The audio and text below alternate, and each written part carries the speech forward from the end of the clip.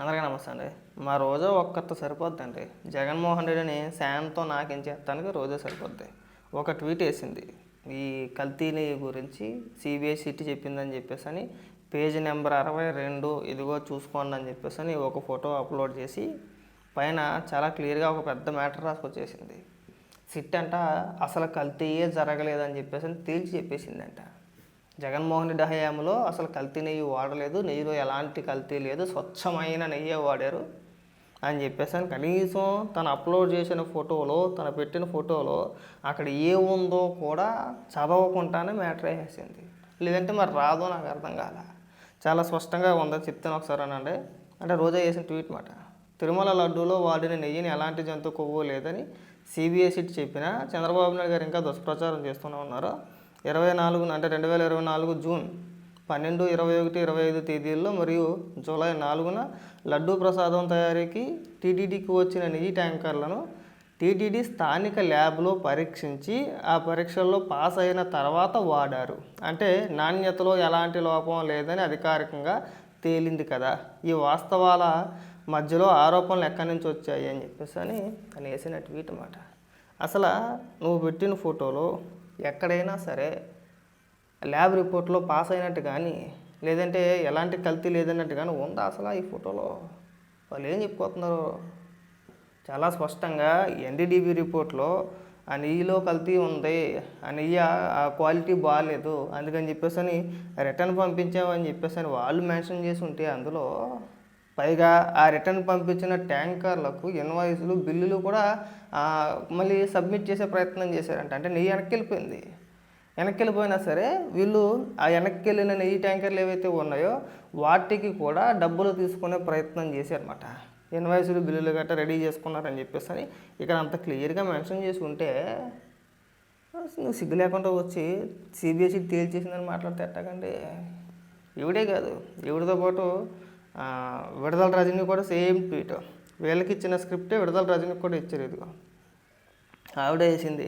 ఇంక మన అపర మేధావి మన గుడివాడ అమ్మన్నదో మామూలు మేధావుతనం కాదు, ఆ మేధావుతనం చూస్తూ ఉంటే ముచ్చటేస్తూ ఉంటుంది. ఆయన కూడా వేసే ట్వీట్. ఆ ఛార్జ్షీట్ మొత్తం నేను చదివేశాను అంటాడు. ఏం చదివేశాను నువ్వు? ఛార్జ్షీట్ 250 కోట్ల రూపాయలు తినేశారని ఉంది, దాని గురించి ప్రస్తావించట్లా. ఎవడో చెప్తున్నారు మీ పనికి మాల మాటలో, ఎవరు నమ్ముతాడు? భక్తులకి తెలీదా ఏం జరిగింది ఏంటి అనేది? సామాన్య భక్తులకి తెలీదా? గతంలో ఎలా ఉండేది, లడ్డూ ప్రసాదాలు గతంలో ఎలా ఉన్నాయి, ఇప్పుడు ఎలా ఉన్నాయి అనేది వెళ్ళొచ్చిన వ్యక్తులు గతానికి ఇప్పటికి చాలా స్పష్టంగా తెలుస్తుంది క్లియర్గా. అప్పుడు నాణ్యత వేరేలా ఉండేది, ఇప్పుడు నాణ్యత బాగుందని చెప్పేసి చాలా స్పష్టంగా చెప్తూ ఉంటే, అలాగే సిబిఐ తన ఛార్జ్షీట్లో కూడా అసలు నెయ్యే వాడలేదు, అదొక నెయ్యి కాని నెయ్యి కాదు అది, అదొక నెయ్యి కాని నెయ్యి అని చాలా స్పష్టంగా చెప్తూ ఉంటే, అందులో 36 మంది నిందితులుగా చేర్చి ప్రధాన ముద్దాయిలుగా కొంతమంది పేర్లు చెప్తూ ఒక వీళ్ళకి డబ్బులు వెళ్ళి అని చెప్పేసి ఆరోపిస్తూ తన ఛార్జ్షీట్లో పేర్కొంటే, లేదండి అసలు కల్తీయే జరగలేదు, క్లీన్ చిట్ ఇచ్చేసింది మాకు, నేషనల్ మీడియా మీ ముఖానికి ఆంటరిని చుమ్మేస్తున్నారా? ఒకసారి చూడండి, మీరు ఇక్కడ చెప్పే అబద్ధాలు కాదు, నేషనల్ మీడియా చూడండి. ప్రతి ఒక్క ఛానల్లో వైసీపీని ఏకి పడేస్తున్నారు ఈ కల్తీ నెయ్యి వ్యవహారం గురించి. సిబిఐసిటీ ఇచ్చిన ఆ ఛార్జ్షీట్ రిపోర్ట్ ఏదైతే ఉందో దాని ఆధారంగా.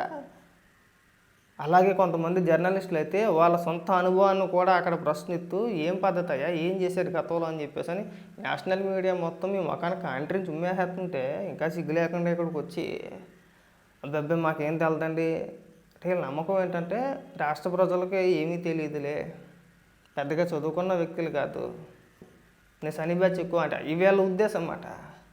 వీళ్ళ కార్యకర్తల్లో ఎక్కువ నిశాని బ్యాచ్ ఎక్కువ ఉంటారు, ఏలుముద్రగాళ్ళు. ఇంకా అందరూ ఏలుముద్రగాళ్ళే అనుకుంటున్నారు వీళ్ళు. లేదంటే కనీసం వాళ్ళ కార్యకర్తలు నమ్మినా సరిపోద్దులే, మన ఏలుముద్రగాళ్ళు నమ్మినా సరిపోద్ది, ఎంతో కొంత ఓటు వస్తుంది, ఓట్ బ్యాంక్ ఉంది మనకి, కనీసం వాళ్ళన్నా ఓట్లు వేస్తారని పిచ్చి బ్రహ్మ నాకు అర్థం కావట్లా. ఏమి అడ్డగోలు సమర్థనండి ఇది? ఒకడు మాట్లాడతాడు అందులో నెయ్యి ఉందని నువ్వు చూసేవే, ఇప్పుడు నువ్వు చూసేవా లేదని. అంత స్పష్టంగా భక్తులే చెప్తున్నారు కదా. గతంలో మీ హయాంలో అంటే వైఎస్ఆర్సీపీ పార్టీ అధికారంలో ఉన్నప్పుడు వెళ్ళి వచ్చిన ప్రతి ఒక్కరూ లడ్డూ ప్రసాదాల్లో నాణ్యత లేదు, త్వరగా పాడైపోతుంది, ఇంతకు ముందు ఉన్నంత రుచి ఇప్పుడు లేదు, స్మెల్ వస్తుంది, ఇంటికి తీసుకొచ్చేటప్పటికి లడ్డూలా ఉండట్లేదు, పొడవైపోతుంది, అదొక బూందీలా తయారైపోతుందని చెప్పేసి అని వెళ్ళి వచ్చిన భక్తులు గగ్గోలు పెట్టుకుని ట్విట్టర్లోని తన ఫేస్బుక్లోని లేదంటే వాళ్ళ యొక్క సోషల్ మీడియా ప్లాట్ఫారంలో చాలా స్పష్టంగా వివరంగా చెప్తూ ఉంటే అడ్డగోలు వాదన ఏంటంటే వెళ్ళొచ్చిన భక్తులకు తెలియదా? ఇప్పుడు ఏమైనా సిబిఎస్ఈ అని మీకు ఏమైనా క్లీన్ చిట్ ఇచ్చిందా? ఇవ్వకుండానే ఇక్కడ తిమ్మిని పంపించేసేసి ఇది బాబాయ్ గొడ్లపూట్లాగా మళ్ళీ ఆంసాన్ని తీసుకొచ్చి ఇక్కడ ఎందుకు పెట్టామంటే మరి తప్పదు కదా. గతంలో వాళ్ళు చేసిన అబద్ధ ప్రచారాలన్నీ అలాగే ఉన్నాయి కదా, సేమ్ ఇది కూడా అంతే. అక్కడ సిబిఎస్ఈ చెప్పింది ఒకటి, ఇక్కడ వీళ్ళు ప్రచారం చేసేది ఒకటి. అసలు నెయ్యే వాడలేదు, ఒక చుక్క పాలు కొనలేదు, ఇది అసలు నెయ్యి కాదు, నెయ్యి లాంటి ఒక మిశ్రమం, నెయ్యి కానీ నెయ్యి ఇలా పలానా కెమికల్స్ అన్నీ కలిపి ఒక రసాయనాలతో అంటే ఒక మిశ్రమం లాంటివి తయారు చేసి దాన్ని నెయ్యిగా చూపించి వాడేశారని చెప్పేసి అంత స్పష్టంగా చెప్తా ఉంటే ఇక్కడికి వచ్చి మాకు సిబిఐ క్లీన్ చిట్ ఇచ్చేసిందండి. ఏం దిక్కుమాలతానండి ఇది. ఇకనైనా కానీ ఇలాంటి పనికి మాలిన స్క్రిప్ట్లు ప్లే చేయమాకండి. అందరూ మూకుమ్మడిగా వేసారు, అందరూ ఒకేసారి పైగా మళ్ళీ ఒక గంట వ్యవధిలో అందరూ మూకుమ్మడిగా వేసేసారు అన్నమాట. సిగ్గనిపించట్లా కాస్తానే కానీ ఇలాంటి విష ప్రచారాలు చేయమాకండి.